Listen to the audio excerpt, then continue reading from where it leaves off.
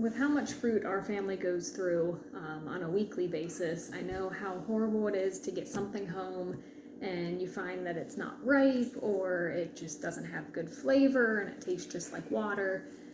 So here are some of the tips and tricks that I've picked up over the years on how to pick fresh fruit.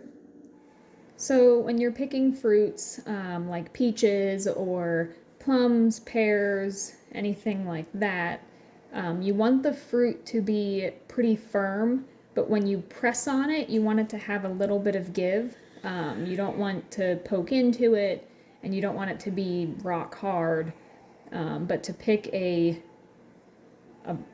good ripe fruit, it should have a little resistance, but still be a little soft. So we'll see if you can notice this. There's a little bit of an indent there when you press. I'm gonna pick a different spot. So that is a fresh peach. So it'll be perfectly ripe for you to enjoy.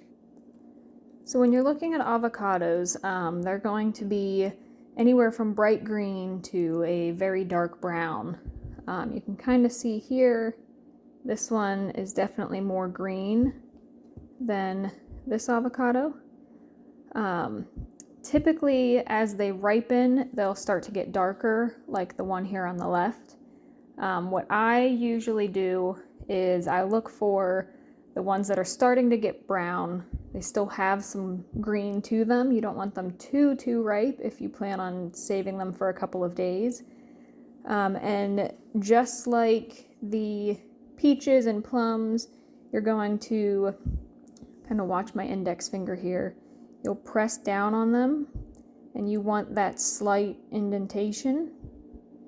If they're not quite ripe yet, if you watch my index finger, it doesn't really press into the avocado yet. It's just starting.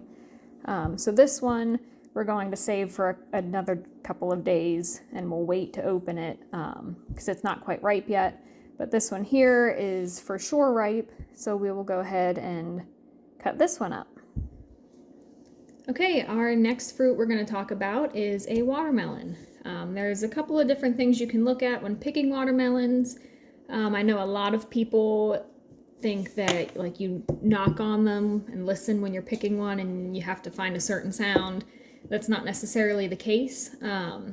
What I like to look at is the field spot and the webbing that's on the watermelon.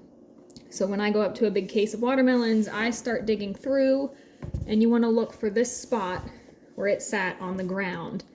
If this spot is white, it's going to have less flavor, less juice. So you want to look for something that is more this yellow-orange color. And I have some pictures that I'll share kind of showing some difference. I've seen watermelons that don't even have a field spot. They're not ripe enough to have gotten a spot, so it still just kind of looks like this. It's just green over it, maybe a slight whiteness to it.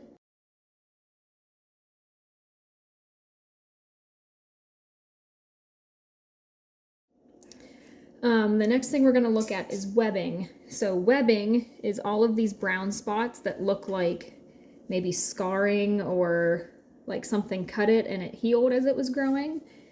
Every piece of webbing is the watermelon being pollinated by bees or birds or whatever. So the more spots across here that you find, and it can be the whole way around the watermelon, the more webbing, the sweeter it is because it's been pollinated more. So I look for something that has a lot of yellow to orange spots for the field spot, and I want a lot of this brown webbing that kind of looks like the watermelon's drying out. I feel like a lot of people think this is a bad thing when really this is where you're going to get the sweetest flavor from.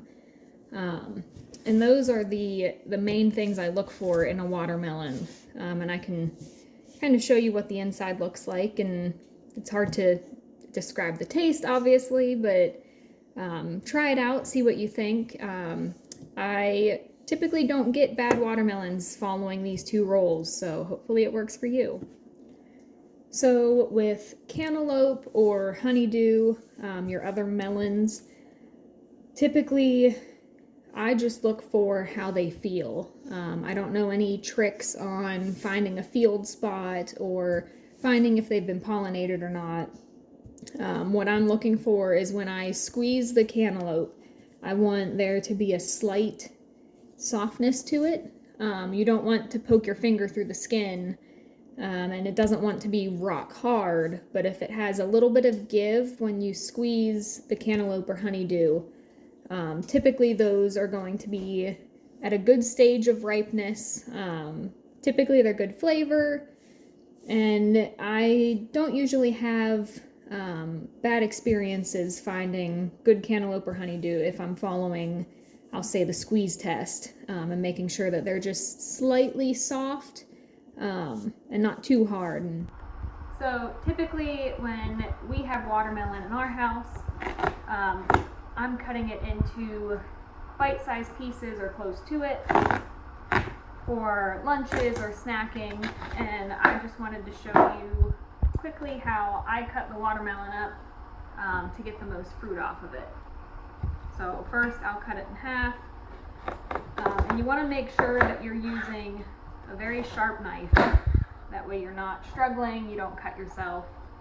And I will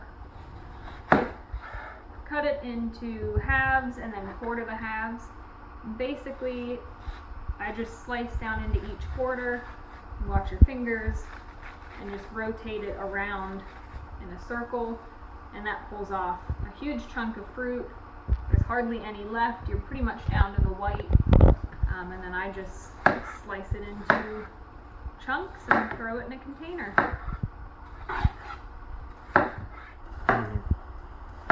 So I hope everyone learned some of my tips for picking fruit, and I hope it works for you. If you have any other tips that work great for your family, put them in the comments and let me know.